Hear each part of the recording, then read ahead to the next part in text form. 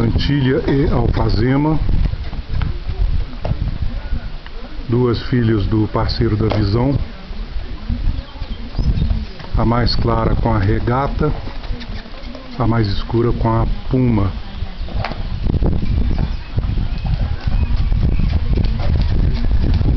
A regata tem sangue basicamente tabatinga, misturado com Malibu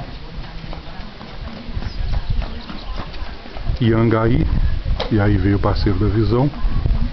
E a Antilha, a mãe é pura tabatinga com o parceiro da visão.